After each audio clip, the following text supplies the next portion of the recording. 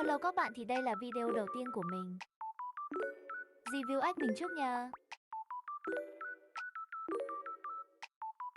Hôm nay mình sẽ review ếch của thằng bạn mình nha. Mọi người nhớ vào kênh YouTube và TikTok của thằng bạn mình nha.